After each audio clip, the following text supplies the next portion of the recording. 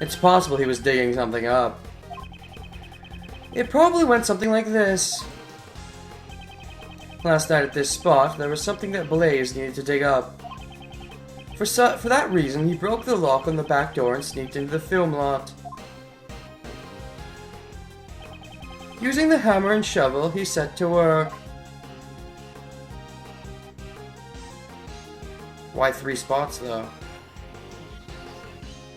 Maybe he'd only gone to 3? Feels like he didn't dig very far, though. Maybe he didn't need to? That's why it feels like he might have buried something, but we'll see.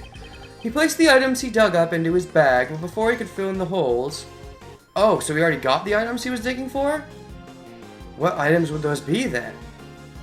Huh. Now, before he could fill in the holes... Ah, that's when John came to practice! Exactly.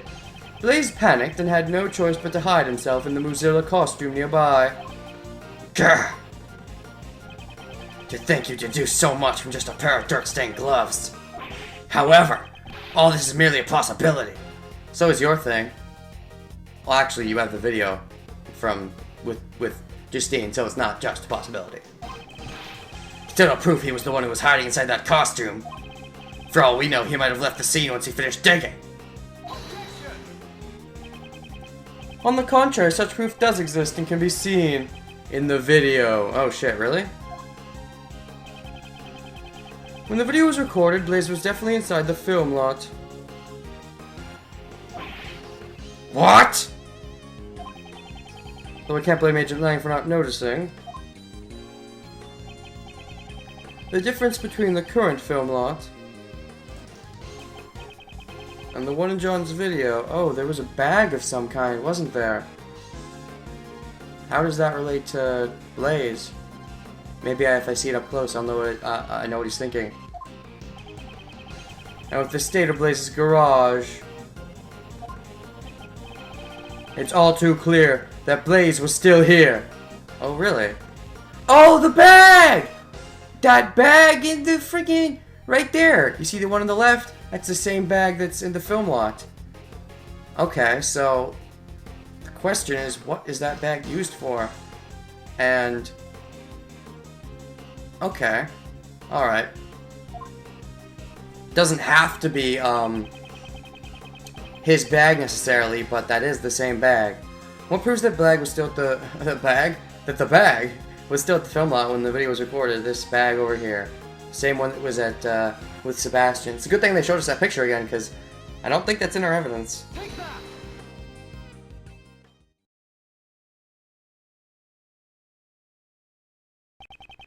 This bag placed near the costume. There was an identical one inside Blaze's garage. What? First, the dirt on the gloves, and now the bag. It seems there's a connection. Hooray! And that's my proof. Blaze was inside the costume. Ergo, the president's body could not have been hidden inside it. Well, dang. To be fair, though, just because a bag that looked like that bag was there, doesn't mean it was the bag. But there's definitely a connection now. Oh, yeah! It seems I was able to refute Agent Lang's reasoning. Someone needs to go investigate Blaze's house right away, sir, pal, sir. Need to know what was inside that bag, sir. Yes, sir. Oh? Y'all pack down and listen up. Y'all just be saying whatever works best for y'all. Why do you exist? Why? What reason do you think you have that gives you any right to exist? Because whatever it is, I don't think you should be allowed to exist. I just... why? Why? Why? Alright, what the fuck is it? And the noisy one returns. Yep. That there's the footprints of the mighty Mozilla. They ain't just some random holes dug up by that old coot. Oh, shut the frick up. Huh. I believe the true nature of these footprints has already been proven quite logically. Logic schmagic, I ain't buying it. Say what you want, but I know what I saw when I saw Mozilla. Is she referring to how she saw Mozilla out the window of the Grand Tower? Preposterous. Upon our journalist souls, we ain't having nothing, none of it. We ain't having nothing, none of it, yeah. That statement is an insult to journalists everywhere. Ah, that's right. There's more of them monsters than just them footprints. More to them monsters. I remember hearing that Sonny over there was seen with the monster early. Oh, John, you mean? Oh, by Penny, I think. I reckon that gal over there said she was it herself. Nicole is pretty close to Nichols now that I look at it again. I think that was just the camera on a crane. Based on the angle. When these two are together, all meaningful talk grinds to a halt. It's a shame. If I only knew just what the monster really was, I think those two'd quiet down. I think it was just the camera on a film crane thing. Mr. Edgeworth, isn't there anything you can do? The monster's true identity? We don't have much choice. Let's see what we can do. Isn't there something y'all telling us about that monster? Nicole, ask him right now. That's enough. Please settle down. Regarding the true identity of that monster, I already know what it is. What'd y'all say? That's right. The video John recorded provided a hint that I needed. What you talking about? Miss Nichols saw Gordy when she went to check up on John's practice. At that time, she mistook something for Gordy. I know it's the film thing, but are we just going to use the video to present that, or is there something else? The monster can be seen in this photograph. Oh, it's the thing, okay. What? Ain't that just some plain old souvenir photo? Y'all don't really think you can pull the wool over the eyes of a pro like me, do ya? You're definitely not a good pro. What did Miss Nichols really see that she mistook for Gordy as she saw this? Blah, blah, blah.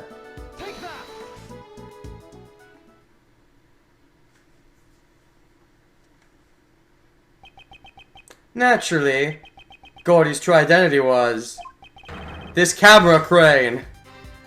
Gordy's always some kind of an inanimate object. I think I'm gonna end it here. Am I? I'll go a little bit further. I have to end it soon, though. What? Hopefully I can get back to logical stuff before I end the video, and not end on a low note.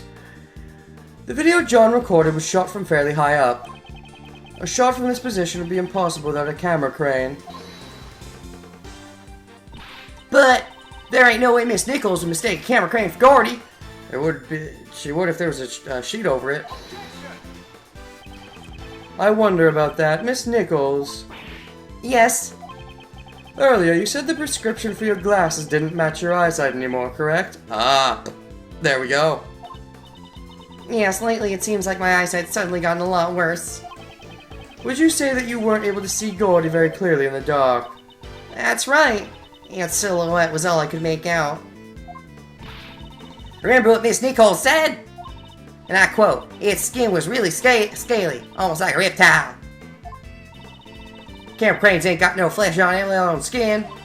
It's just a bare steel frame. That's certainly true, at least in the case of this photo.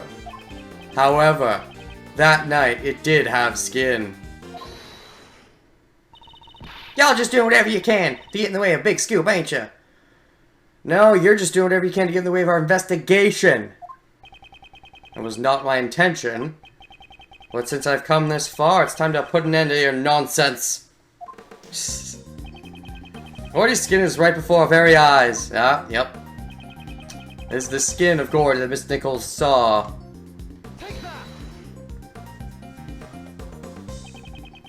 As Miss Nichols stated in her testimony earlier, it looked like it was going to rain last night. So he put the thing over the camera. Yep, not to get it wet.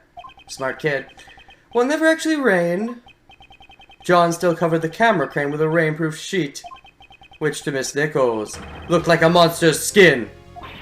What? What is that thing on your backpack? Some kind of trap? Some kind of bear trap on your backpack?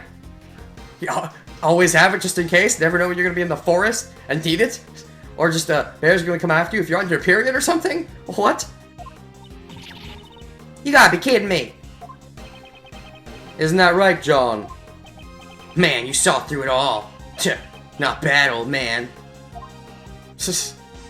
Thank you, but I'm not old. Anyways, unfortunately, the Goldie that Miss Nichols saw was nothing more than an illusion. Not again. Looks like my dreams shriveled up and died once again. Good riddance. Mentor! Seems like things have finally settled down. Really thought the boy was hiding something from me. Guess I had it all wrong. Now that we've figured out the true form of the monster, everyone seems refreshed. Actually, there's two people here who are totally bummed out. No one cares about them, though. Especially Lada. Agent Lang! Ooh, forensic guy. Agent Lang! The report's in, sir. We got the results of President Huang's autopsy. About time. You're gonna get the time of death, finally. Good. Show it to me. What do we got? I think this will be where I end the part. Contusions? Contusions, that's right. Contusions and bone fractures found across the body, resulting from tremendous pressure. Contusions and bone fractures. Okay. That does sound like something that would happen after you fall. Or I guess a head could fall on you.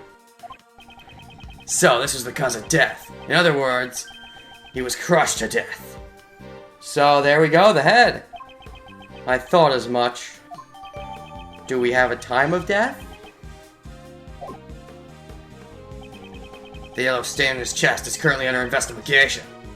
Do we have a time of death? Cause of death, time of death, April 5 around 11 p.m.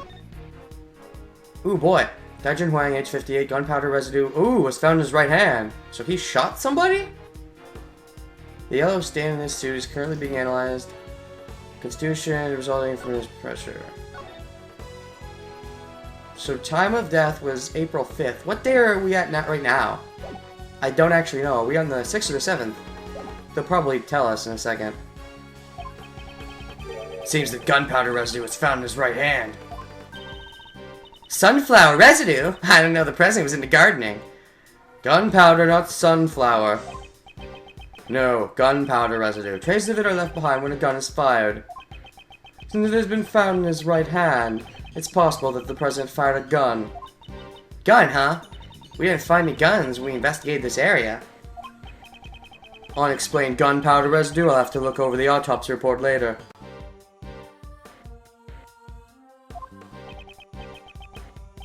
Now then, Agent Lang, it seems we have our answer. The president did not die from falling off the roof of the Grand Tower. Rather, he died from being crushed under Mozilla's head. Can't deny it. Looks like your logic was right after all. This means suspicion surrounding Miss Courtney should be cleared up, right? Nope. Mostly because she hasn't answered our questions, but nope. Yes, not only the cause of death, but the time of death proves her innocence as well. Not completely. Let me guess, we're about to get it not so fast. Judge Courtney met with the president 2 nights ago. However, according to the autopsy, there we go. The time of death was around 11 p.m. last night. Okay, so now we know. See, I wasn't sure which day we're actually on. Mozilla's head also fell last night. Matches up perfectly. The question is who caused it to fall. Could have still been Courtney, theoretically. That's a relief. There's the not so fast I was waiting for. Isn't it a bit too early to be relieved? Agent Lang.